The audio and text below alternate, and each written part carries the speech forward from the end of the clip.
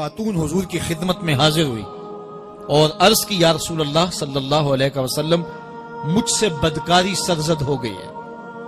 اور میرے پیٹ میں بچہ ہے اور میں چاہتی ہوں کہ آخرت کی سزا کی بجائے دنیا کے اوپر اس کی سزا مجھے دے دی جائے تاکہ میں پاک ہو جاؤں اور صاف ہو جاؤں، کیونکہ آخرت کی سزائیں بہت سخت ہیں۔ اللہ کے محبوب علیہ السلام نے جبریل امین سے ایک دن پوچھا تھا مجھے جہنم کے عذابوں کا ذکر سناؤ، تو عرض کی یا رسول اللہ صلی اللہ علیہ وسلم ہلکا ترین عذاب یہ ہے کہ جہنمی کے پاؤں میں آگ کے جوتے رکھے جائیں گے، باقی اس کے پورے بدن پہ آگ نہیں ہوگی، صرف آگ کے جوتے اس کو پہنائے جائیں گے، لیکن اس کی حدت، گرمی اور شدت اتنی ہوگی یغلی منہما دماغہ، اس کی شدت سے اس کا دماغ پگھل کر ناک اور کانوں کے ذریعے سے باہر آنا شروع ہو جائے گا۔ یہ سب سے ہلکے عذاب کی کیفیت ہے، اور جو عذاب سخت ہیں الیاذ باللہ، اللہ تعالیٰ قرآن مجید میں فرماتا ہے ثم لا يموت فیہا ولا یحیا، اس بڑے عذاب کا ذکر کیا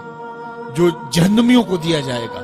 فرمایا اس عذاب کی کیفیت یہ ہوگی بندہ نہ جیے گا نہ مرے گا۔ جیے گا اس لیے نہیں کہ آگے اور پیچھے دائیں اور بائیں آگ ہی آگ ہوگی، تو اس آگ میں جینا کو جینا تو نہیں ہوگا، اور مرے گا اس لیے نہیں کہ موت کو موت آ چکی ہوگی۔ تو وہ کتنا سخت عذاب ہوگا الیاذ باللہ کے ہلکے ترین عذاب کی کیفیت یہ ہے کہ پاؤں میں آگ کا جوتا اور دماغ پگھل کے ناک اور کانوں کے راستے سے باہر آ جائے۔ تو اس نے عرض کی یا رسول اللہ صلی اللہ علیہ وسلم میرے اوپر حد جاری کر دیجئے، اور اس نے کہا کہ میرے پیٹ میں جو ہے وہ بچہ ہے۔ اللہ کے محبوب علیہ السلام نے فرمایا جاؤ جب بچہ پیدا ہو تو پھر آنا۔ وہ چلی گئی، تو جب بچہ پیدا ہوا تو گود میں اٹھائے پھر حضور کی خدمت میں حاضر ہوئے اور عرض کی یا رسول اللہ یہ ہے بچہ جو میں نے گناہ کیا تھا، بدکاری کی تھی، آج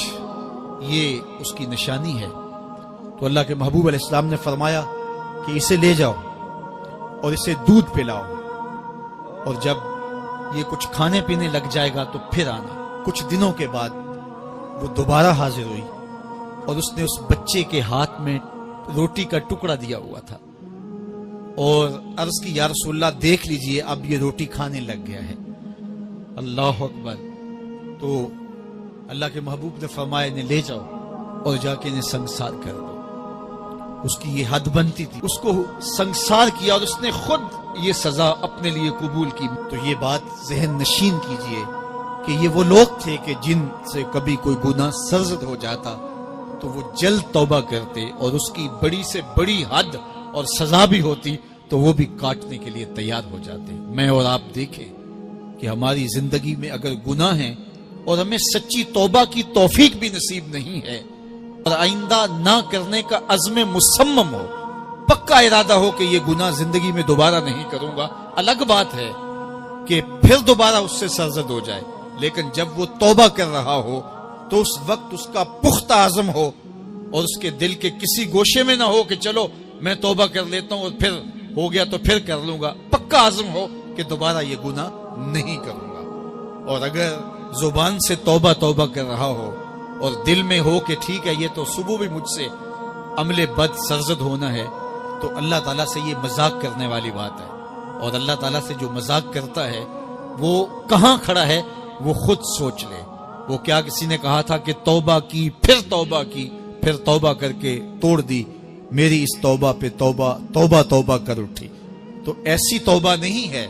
کہ جو رسماً کسی مجلس میں چلے گئے، کسی اجتماع میں چلے گئے